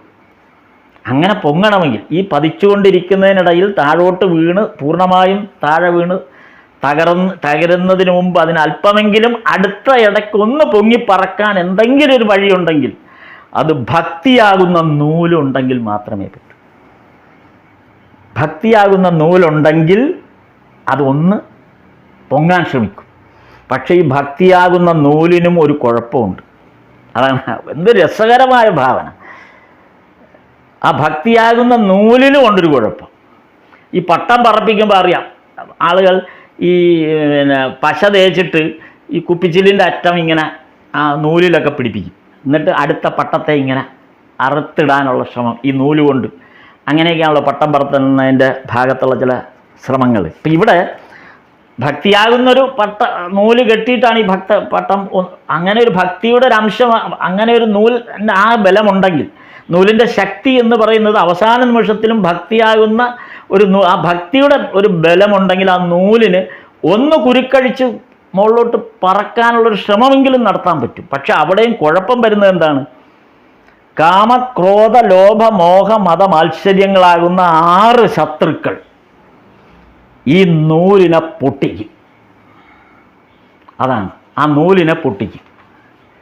എന്നിട്ടോ അങ്ങനെ ആലംബഹീനനായി തീരുകയാണ് ചെയ്യുന്നത്. നോക്കൂ, ഭഗവാൻ തന്നെ ആലോചിക്കുന്നുണ്ട്, ഈ വീഴ്ചയിൽ ഞാൻ എങ്ങനെയാണിത് കണ്ടു നിൽക്കുക? ഭക്തൻ്റെ ഈ വീഴ്ച ഞാൻ എങ്ങനെ കണ്ടു നിൽക്കും? ഒന്ന് പൊക്കാൻ എന്താണൊരു മാർഗം? പക്ഷെ ഭക്തി ഉണ്ടെങ്കിൽ പോലും വീണ്ടും ഈ മതമാത്സര്യങ്ങൾ, മോഹം, ലോഭം തുടങ്ങിയ 6 ശത്രുക്കൾ പൂർണ്ണമായിട്ടും ഭക്തിയാകുന്ന നൂലിനെ പൊട്ടിച്ചു കളയും. ഉറപ്പാണത്. അങ്ങനെ ആലംബഹീനനായി തീരുകയാണ് ചെയ്യുന്നതെന്നാണ് പറയുന്നത്. എന്നിട്ട് താൻ നിലവിട്ട് കളിച്ചത് കൊണ്ട് അതിനെന്താണ് പ്രതിവിധി? ഇതൊക്കെ സംഭവിക്കുന്നത് എന്തുകൊണ്ടാണ്? തൻ്റെ നിലമറന്ന് താൻ കളിക്കുന്നത് കൊണ്ടാണ്. പിന്നെ അതിനെന്താണ് പ്രതിവിധി? അതിനൊറ്റ പ്രതിവിധിയേ ഉള്ളൂ, നിന്നിൽ അമ്മയിൽ തന്നെ വസിക്കണം. അമ്മയിൽ തന്നെ വസിക്കാൻ നമ്മൾ മറ്റുള്ള എല്ലാ മോഹവലയങ്ങളിലും പെടാതെ അമ്മയിൽ തന്നെ ശ്രദ്ധ കേന്ദ്രീകരിക്കണം. കാളിമാതാവിൽ തന്നെ ശ്രദ്ധ കേന്ദ്രീകരിക്കണം. ഈശ്വരനിൽ തന്നെ ശ്രദ്ധ കേന്ദ്രീകരിക്കണം. അവിടെ മതി എന്ന് തീരുമാനിച്ച് അവിടെ തന്നെ നിലയുറക്കണം. എന്നിട്ട് ഭഗവാൻ ഇവിടെ ഒരു ഉദാഹരണം പറയുന്നത്, അപരഗ്രഹങ്ങളിൽ ചെന്ന് കയറരുത്. അപരഗ്രഹം എന്ന് പറയുന്നതാണ് ഈ മറ്റ് മതമാത്സര്യങ്ങൾ ഉൾപ്പെടുന്ന മറ്റ് ലൗകികമായ മോഹ വസ്തുക്കളെല്ലാം അതാണ്. അങ്ങനെയുള്ള അപരഗ്രഹത്തിൽ ചെന്ന് കയറരുത്.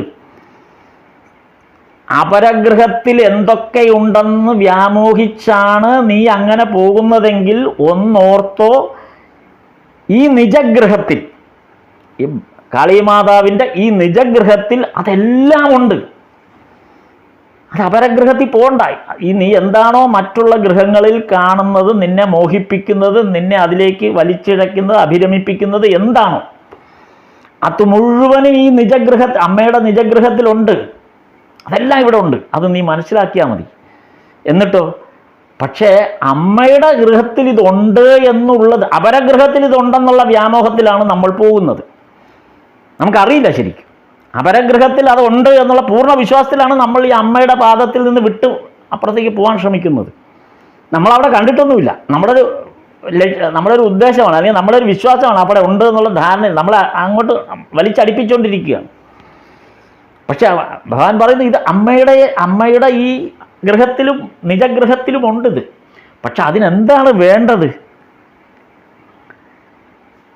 അത് തേടാൻ നമ്മൾ തയ്യാറാണ്. അങ്ങനെയാണ് ആ അവസാന ഭാഗം, ആ കാവ്യത്തിൻ്റെ അവസാന ഭാഗം അങ്ങനെയാണ് വരുന്നത്. നിജഗ്രഹ നിജഗൃഹ സീമനിയുണ്ടെന്നറിയുക നീ, തേടുവതിന് തയ്യാറുണ്ടായാൽ തേടുവതെല്ലാം ഇവിടെ ലഭിക്കും. ഒറ്റ കാര്യമുള്ളൂ, പക്ഷേ ഇത് തേടാൻ നമ്മൾ തയ്യാറാവണം. അങ്ങനെയാണെങ്കിൽ നമ്മൾ എന്താണോ ഈ മായ കൊണ്ട് നമ്മളെ വ്യാമോഹിപ്പിച്ച് മറ്റുള്ള ഭാഗങ്ങളിൽ കാണുന്നത് എന്തൊക്കെയാണെന്ന് നമ്മൾ വിശ്വസിച്ചിരിക്കുന്നത് എന്ന് വിചാരിക്കുന്ന എല്ലാ ആനന്ദവും അതൊക്കെ വ്യാജമായ ആനന്ദമാണ്. പക്ഷെ ഇവിടെ നിജസ്ഥിതിയിലുള്ള ഇത് നിജഗ്രഹമാണ്. ഇവിടെ തെറ്റായ വ്യാമോഹിപ്പിക്കുന്നതോ തെറ്റിദ്ധരിപ്പിക്കുന്നതോ ആയ ഒന്നുമില്ല, നിജഗ്രഹമാണ്. അപരഗ്രഹത്തിൽ അതില്ല, ഇത് നിജഗ്രഹം. ഈ നിജഗ്രഹത്തിൽ നീ തേടുകയാണെങ്കിൽ അതെല്ലാം ഇവിടെ ഉണ്ട്. എന്നിട്ട് അതിനൊരു മനോഹരമായ ഒരു ഉപമ ഇവിടെയും അവസാനിപ്പിക്കുന്നുണ്ട്. മനമേ, താവക മണിമുറ്റത്തിൽ നിരവധി രത്നമുതിർന്നു കിടപ്പൂ. അമ്മയുടെ ആ ആകാശം എന്ന് പറയുന്ന ആ ഒരു ഉപമയിൽ നിന്ന് ഈ അവസാനത്തെ സ്റ്റാൻസിൽ വരുമ്പോഴേക്കും അത് അമ്മയുടെ മുറ്റം. ആ മുറ്റത്ത് ആ നിജഗ്രഹമാവുന്ന അമ്മയുടെ ഗൃഹത്തിൻ്റെ മുറ്റത്ത് അത് സാധാരണ മുറ്റമല്ല, അത് മണിമുറ്റമാണ്. ആ മണിമുറ്റത്തിൽ നിരവധി രത്നങ്ങൾ ഇങ്ങനെ ചിതറി വിതറി കിടപ്പുണ്ട്. യഥേഷ്ടം, ലോഭം കൂടാതെ ഇഷ്ടം പോലെ ഇങ്ങനെ ചിതറി കിടക്കുകയാണ് ആ മുറ്റത്ത് ഈ രത്നങ്ങളെല്ലാം. അത് അപ്പോൾ നമ്മൾ ഈ നിജഗൃഹത്തിലേക്ക് ചെല്ലണം എന്നുള്ള അർത്ഥത്തിലാണത് പറയുന്നത്. വളരെ മനോഹരമായിട്ടാണ് ഇത് ഈ വിശ്വാസത്തിൻ്റെയും ഭക്തിയുടെയും ഒരു പ്രതിഫലനം ഈ ഭഗവതിദാസിയുടെ കഥയെ ഉൾക്കൊണ്ടുകൊണ്ട് ഭഗവാൻ ഇവിടെ പറയുന്നത്. വളരെ രസകരമാണത്. ഞാൻ ആ 4-ാം അധ്യായം അവസാനിക്കുന്ന ഭാഗത്താണത് വരുന്നത്. അതുകൊണ്ട് എനിക്ക് ആ ഭാഗം വളരെ വളരെ വളരെ വളരെ അട്രാക്റ്റീവാണ്. അത് മാസ്റ്റർ മഹാശയനെ സംബന്ധിച്ച് മാസ്റ്റർ മഹാശയൻ അത് എഴുതിയിരിക്കുന്നത് തന്നെ മനോഹരമായിട്ടാണ്. കാര്യം അതിൻ്റെ ആ വൈകാരികതയും ആ ഭക്തിയും എല്ലാം തന്നെ ഒട്ടും ചോർന്നു പോകാതെ എത്ര മനോഹരമായിട്ടാണ് മാസ്റ്റർ മഹാശയൻ അത് നമുക്ക് വേണ്ടി അവതരിപ്പിച്ചിരിക്കുന്നത് എന്നുള്ളതാണ്. ഈ വചനാമൃതത്തിൻ്റെ ഏറ്റവും മഹത്തായ ചില സന്ദർഭങ്ങൾ കൂടിയാണിത്. അത് കാലങ്ങൾ കഴിഞ്ഞ് 100-150 വർഷം കഴിഞ്ഞിട്ട് വായിക്കുന്ന ഒരാൾക്ക് പോലും ആ ഭക്തിയുടെ രസം ആവോളം ലഭിക്കത്തക്ക രീതിയിലാണ് അതിനെ എഴുതിയിരിക്കുന്നത് എന്നുള്ളതാണ് ഏറ്റവും വലിയ ഒരു അതിൻ്റെ ആ ഭംഗി. അതാണ് ഏറ്റവും ഇതായിട്ട് വരുന്നത്. അതുപോലെ തന്നെ കഴിഞ്ഞ തവണ പറഞ്ഞതിൻ്റെ ഒരു ബാക്കി ഇവിടെ ഉള്ളത് ഈ ഭക്തിയുടെ കാര്യം പറഞ്ഞല്ലോ. ഈ ഈ ഭക്തിയെക്കുറിച്ച് പറഞ്ഞപ്പോൾ ആ കൂട്ടത്തിൽ പറഞ്ഞ ഒരു കാര്യം കൂടെ കഴിഞ്ഞ തവണ പറയാൻ സമയം കിട്ടാതെ പോയതാണ്. അത് ഞാൻ ഇന്ന് ആ ഭാഗം കൂടെ ഒന്ന് സൂചിപ്പിക്കാം. അതായത് അത് പറയുന്നത്, നമ്മൾ ഒരു ഗുരുവിൻ്റെ കൃപയുണ്ടെങ്കിൽ മാത്രമേ നമുക്ക് ഈ സ്വരൂപം കാണാൻ ലഭിക്കുകയുള്ളൂ, അല്ലെങ്കിൽ നമുക്ക് ബോധമുണ്ടാവുള്ളൂ ഈ സ്വരൂപത്തെക്കുറിച്ച്. ഇപ്പോൾ ഈ പറഞ്ഞ കാര്യങ്ങളെല്ലാം തന്നെ നമുക്ക് മനസ്സിലാകണമെങ്കിൽ ഈ ഭഗവാൻ ഈ കാവ്യത്തിലൂടെ, ഈ കവിതയിലൂടെ, ഈ ഗാനത്തിലൂടെ അവതരിപ്പിച്ച കാര്യങ്ങളെല്ലാം സാധാരണഗതിയിൽ ഒരു ബദ്ധജീവനെ സംബന്ധിച്ചിടത്തോളം അത് പൂർണ്ണമായി മനസ്സിലാക്കാനുള്ള ശക്തിയില്ല. അപ്പോൾ അല്ലെങ്കിൽ ഭഗവാനെ പോലുള്ള ആ സന്ദർഭത്തിൽ ഭഗവാനോടൊപ്പം ഇരുന്ന് ഇതൊക്കെ കേൾക്കാൻ കഴിഞ്ഞ പുണ്യാത്മാക്കൾക്ക് അത് കാര്യം മനസ്സിലാവും. പക്ഷെ നമ്മളെപ്പോലുള്ളവരെ സംബന്ധിച്ച് അത് ബോധ്യപ്പെടാൻ, അല്ലെങ്കിൽ നമ്മെ ബോധ്യപ്പെടുത്താൻ ഒരു ഗുരുകൃപ ആവശ്യമാണ് എന്നുള്ളതാണ് ഇതിൻ്റെ തൊട്ട് മുമ്പുള്ളൊരു ഭാഗത്ത് ഭഗവാൻ പറയുന്നത്. അത് ജീവൻ മുക്തനെ ലോകത്തിൽ എങ്ങനെ ജീവിക്കാൻ സാധിക്കും എന്ന് പറയുന്ന ആ ഭാഗത്താണ് ഇത് വരുന്നത്, ഗുരുകൃപയെക്കുറിച്ച് പറയുന്നത്. അപ്പോൾ ഇവിടുത്തെ പ്രശ്നം എന്തെന്ന് വെച്ചാൽ, ഈ ഗുരുവിൻ്റെ ഒരു ആവശ്യം എന്താണ് എന്നും കൂടെ സൂചനയുണ്ട്. കാരണം പലപ്പോഴും നമുക്ക് സംഭവിക്കുന്നത്, നമ്മൾ സ്വയം വായിച്ചും കേട്ടും മനസ്സിലാക്കി സ്വന്തമായ നിലയ്ക്ക് ഒരറിവ് സംഭരിക്കാൻ ശ്രമിക്കും. അങ്ങനെ സ്വന്തം നിലയ്ക്ക് ഒരറിവ് സംഭരിക്കാൻ ശ്രമിച്ചിട്ട് അതായിരിക്കും നമ്മുടെ ഉള്ളിൽ നിറഞ്ഞു നിൽക്കുക, ആ അറിവ്. കാരണം നമുക്ക് ഒരു ഗുരുവിൽ നിന്നല്ല ഇത് ലഭ്യമായി. ഇത് നമ്മൾ സ്വയം വായിച്ചും കേട്ടും ഇങ്ങനെയൊക്കെ പല രൂപത്തിൽ, ഇന്നത്തെ കാലത്ത് അതൊക്കെ അറിയാൻ ഒരുപാട് സാഹചര്യങ്ങളുണ്ടെന്നാണ് പറയുന്നത്. നമുക്ക് ചുറ്റും ഒരുപാട് കാര്യങ്ങൾ, ഒരുപക്ഷെ നമ്മൾ അതെല്ലാം കേട്ട് മനസ്സിലാക്കി ഒരു മിഥ്യാധാരണയിലാണ് പലപ്പോഴും മുന്നോട്ട് പോവുക. അപ്പം അങ്ങനെ ഉണ്ടാകുന്നൊരു മിഥ്യാധാരണയിൽ നിന്ന് നമുക്ക് മോചനം ഉണ്ടാകണമെങ്കിൽ നമുക്കൊരു ഗുരു അത്യാവശ്യമാണ്. അപ്പോൾ ഒരു ഗുരു സമക്ഷത്തിൽ നിന്നേ നമുക്കതിൻ്റെ യഥാർത്ഥ ഇത് മനസ്സിലാക്കാൻ കഴിയും. ഇതാണ് ഇവിടെ ഭഗവാൻ സൂചിപ്പിക്കുന്നത്. അപ്പം അതിനൊരു രസകരമായ, അല്പം സാധന ചെയ്താൽ ഗുരു ഒക്കെ മനസ്സിലാക്കി തരും. ഇതാണ് ശ്രീരാമകൃഷ്ണദേവൻ പറഞ്ഞതാണ്. അപ്പോൾ എന്താണ് സത്ത്, എന്താണ് അസത്ത് എന്നുള്ളതൊക്കെ തന്നെത്താന ഒരു ഗുരു മനസ്സിലാക്കി തരാൻ തുടങ്ങിയാൽ പിന്നെ തന്നെത്താന അത് അറിയാൻ പറ്റും. അപ്പോൾ ഇവിടെ ഭഗവാൻ ഒരു ചെറിയ കഥ പറയുന്നുണ്ട് ഈ ഭാഗത്ത്. അതായത് ഒരു വല വീശാൻ പോയ ഒരു മുക്കുവൻ്റെ കഥയാണ് ഇവിടെ പറയുന്നത്. അപ്പോൾ അയാൾ മീൻ മോഷ്ടിക്കാനുള്ള ശ്രമമാണ്. ഏതെങ്കിലും അന്യൻ്റെ കുളത്തിൽ ചെന്ന്, അവിടെ ഈ ബംഗാളിലാകുമ്പോൾ ഒരുപാട് കുളങ്ങൾ ഉണ്ടെന്ന് നമ്മൾ നേരത്തെ കണ്ടതാണല്ലോ. അപ്പോൾ കുളത്തിലൊക്കെ മീനും വളർത്തുന്നുണ്ട്. അപ്പം രാത്രിയിൽ ഈ മീനിനെ വല വീശി മോഷ്ടിക്കാനായിട്ട് വരുന്ന ഒരാളെക്കുറിച്ചാണ് ഈ പറയുന്നത്. അപ്പം അയാൾ വല വീശി ആ കുളത്തിൽ നിന്ന് മീൻ പിടിക്കാൻ ശ്രമിച്ചുകൊണ്ടിരിക്കുകയാണ്. അപ്പോൾ എന്തു പറ്റി, അപ്പോഴേക്കും ഈ ശബ്ദം കേട്ട് അല്ലെങ്കിൽ ബഹളം കേട്ടിട്ട് എങ്ങനെയോ ഒച്ച കേട്ടിട്ട് ഉടമസ്ഥനും പിന്നെ ആ നാട്ടിലുള്ള മറ്റാൾക്കാരും എല്ലാം ഇറങ്ങി ഈ ശബ്ദം കേട്ട ഈ ഭാഗത്തേക്ക് ഓടി വന്നു. ആളൊക്കെ കൂടിയപ്പോൾ ഈ മോഷ്ടിക്കാനിരുന്ന കള്ളനെ പിന്നെ നിക്കക്കള്ളിയില്ല. ഉടൻ തന്നെ ഇറങ്ങി ഓടി. ആളുകളുടെ ശ്രദ്ധയിൽ പെടാതിരിക്കാനായിട്ട് ഓടി. ആളുകൾ പിന്നാലെ ഓടി. ഇയാൾക്ക് എങ്ങനെയും രക്ഷപ്പെട്ടേ പറ്റൂ. അപ്പോൾ ഈ ഓട്ടത്തിൽ എന്ത് പറ്റി, ഇയാൾ ഈ ഓടുന്നതിനിടയിൽ ഈ മണ്ണിൽ വീണ് ചെളിയെല്ലാം പുരണ്ട് ഏതാണ്ട് ഈ മേല് മുഴുവനും ഭസ്മം പൂശിയ പോലെ ഈ ചെളിയെല്ലാം പുരണ്ടൊരു വല്ലാത്ത അവസ്ഥയിലായി. അപ്പം കണ്ടാൽ തോന്നും എല്ലാം വിഭൂതിയൊക്കെ അണിഞ്ഞിങ്ങനെ നിൽക്കുന്ന ഒരു രൂപഘടനയിലേക്ക് ഇയാൾ മാറുകയാണ്. അപ്പോൾ ഇയാൾ എന്ത് ചെയ്തു, ഒരു മരത്തിൻ്റെ ചോട്ടിൽ അങ്ങിരുന്നു. അപ്പോൾ ആളുകൾ ഇയാളെ ശ്രദ്ധിക്കുന്നില്ല. അപ്പോൾ ആളുകൾ ധരിച്ചു വെച്ചിരിക്കുന്നത് ഇതോ മഹായോഗി ഇരിക്കുന്നു എന്നാണ് ധരിച്ചത്.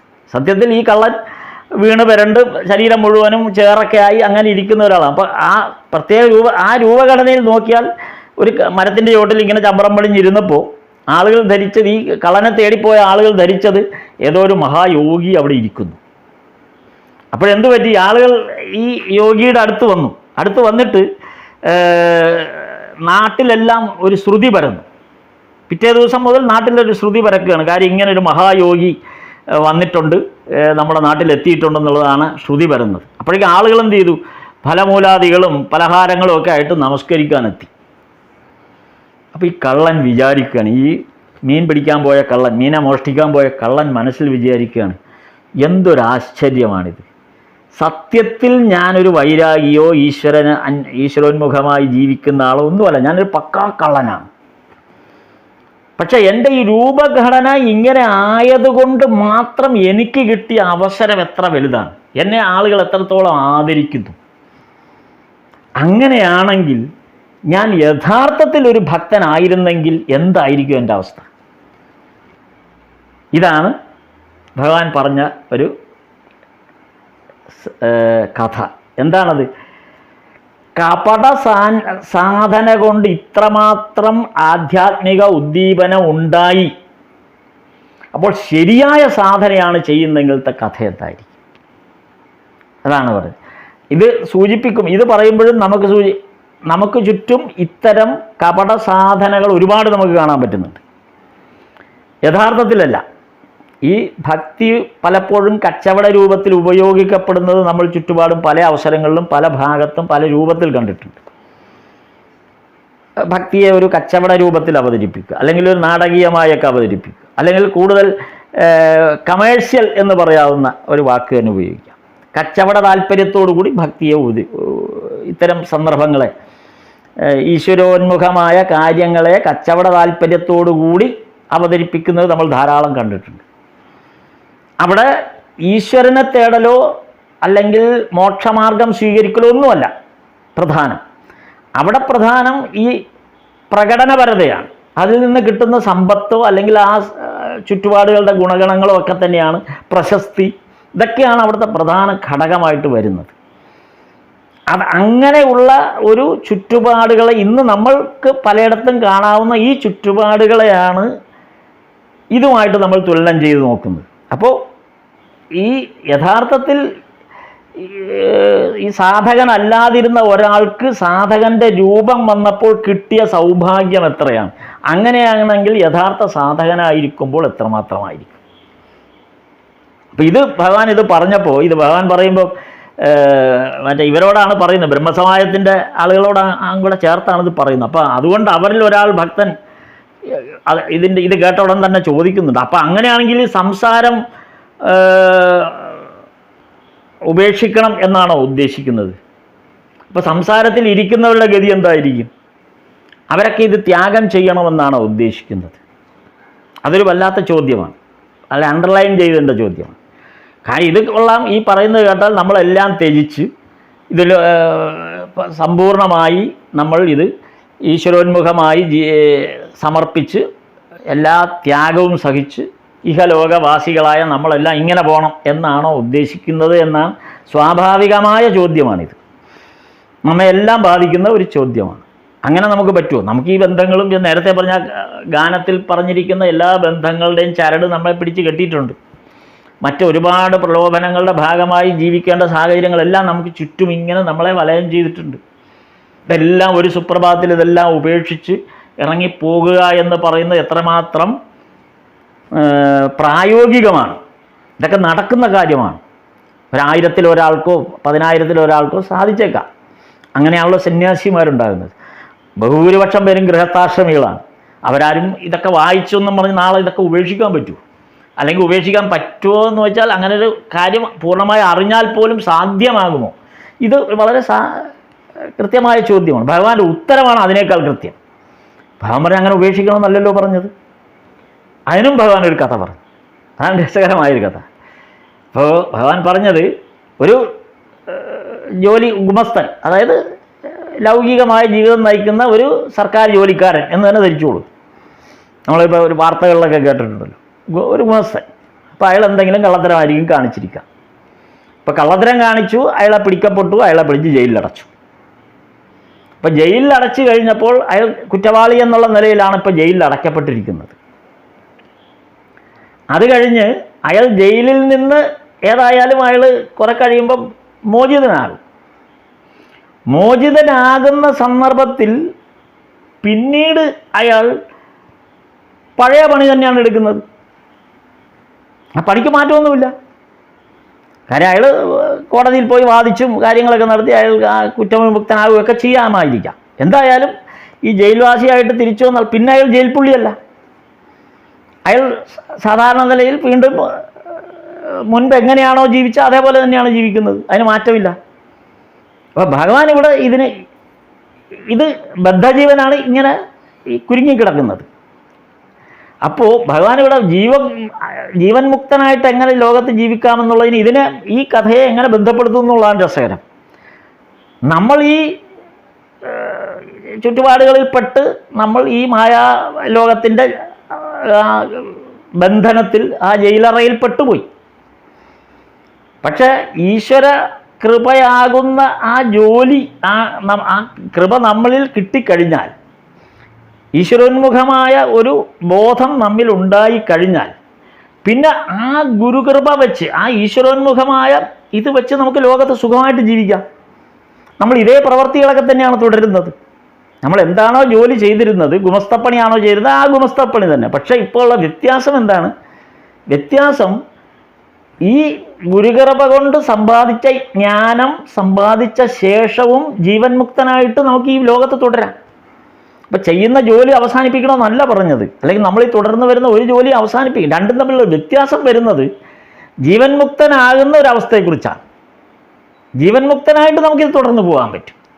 അപ്പം അങ്ങനെ എങ്ങനെയാണ് ഈശ്വര കൃപ ഉൾക്കൊണ്ടുകൊണ്ട് ജീവൻ മുക്തനായിട്ട് നമുക്ക് ഈ ഭൂമിയിൽ ജീവിക്കാൻ പറ്റുക, അല്ലെങ്കിൽ നമ്മുടെ തൊഴിൽ നമ്മൾ എങ്ങനെയാണോ തുടർന്ന് വന്നത് ആ അവസ്ഥയിൽ തന്നെ നമ്മൾ മുന്നോട്ട് പോകുന്നു. പക്ഷേ ഇവിടെ ഒരു ചെറിയ വ്യത്യാസമുള്ളത്, നമ്മൾ ഈശ്വരീയമായ എല്ലാ ജ്ഞാനവും ഉൾക്കൊണ്ടുകൊണ്ട് ആ ബോധത്തോടുകൂടി ഈ ലോകത്ത് അഭിരമിക്കുന്നു.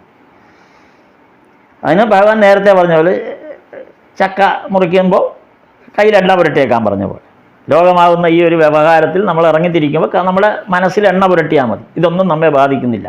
അപ്പോൾ ഭക്തിയാകുന്നൊരു എണ്ണ മനസ്സിൽ പുരട്ടിയാൽ പിന്നെ നമുക്ക് ഇതേ ജോലി തന്നെ തുടരാം. ഒരിക്കലും നമ്മളൊരു കള്ളനാണെന്നുള്ള പേര് പിന്നെ ഉണ്ടാവില്ല, അല്ലെങ്കിൽ നമ്മളൊരു കുറ്റബോധത്തോടു കൂടി ജീവിക്കേണ്ട കാര്യമില്ല. നമുക്ക് സ്വതന്ത്രമായി തന്നെ ഈ ഭക്തിയാകുന്ന എണ്ണ മനസ്സിൽ പുരട്ടിക്കൊണ്ട് നമുക്ക് മുന്നോട്ട് പോകാം എന്ന് പറയുന്നിടത്താണ് ഈ മൂന്നാം ഭാഗത്ത് അവസാനിക്കുമ്പോൾ അങ്ങനെ ഒരു ഭാഗം കൂടെ അവസാനിപ്പിച്ചുകൊണ്ടാണ് ഈ നാലാം ഭാഗത്തിലേക്ക് വിശ്വാസത്തിൻ്റെ ഭാഗത്തേക്ക് കടന്നു വരുന്നത്. ഈ തരത്തിൽ നമ്മളിനി അടുത്ത ഇതിൻ്റെ ഒരു ഭാഗം ഈ വരുന്നത്, അടുത്ത ഒരു ഭാഗം അഞ്ചാം ഭാഗത്തേക്ക് വരുമ്പോഴേക്കും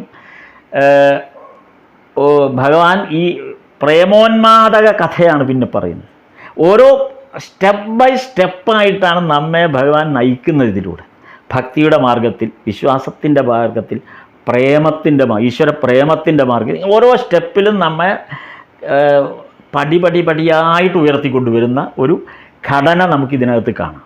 അപ്പം അടുത്തത് ആ പ്രേമോന്മാദ കഥയിലേക്കാണ് നമ്മളെ കൊണ്ടുപോകുന്നത്. അപ്പം ഭക്തി കഴിഞ്ഞു, വിശ്വാസം കഴിഞ്ഞു, അടുത്ത ഈശ്വര പ്രേമത്തിലേക്ക്. അത് നമുക്ക് അടുത്ത തവണ നോക്കാം, എങ്ങനെയൊക്കെയാണ് ഭഗവാൻ അതിനെ പറയുന്നത് എന്ന് നമുക്ക് അടുത്ത തവണ നോക്കാം. സ്ഥാപകായ ധർമ്മസ്യ സർവധർമ്മസ്വരൂപിണേ അവതാരവരിഷ്ഠായ രാമകൃഷ്ണായ തേ നമഃ.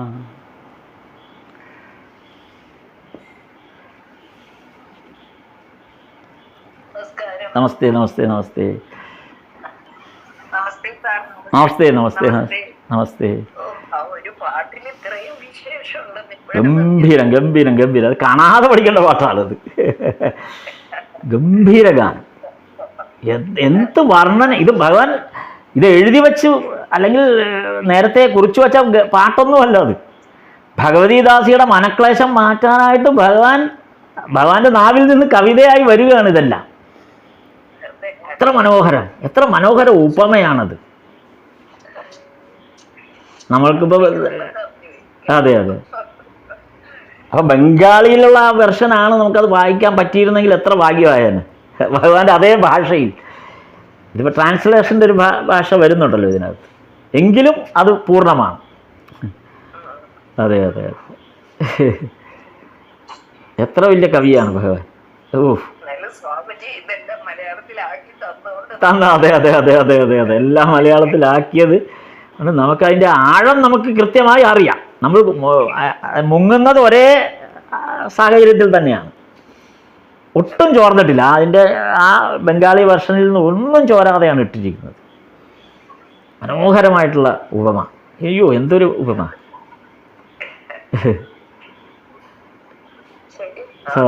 നാമം ജപിക്കാം, നാമം ജപിക്കാം.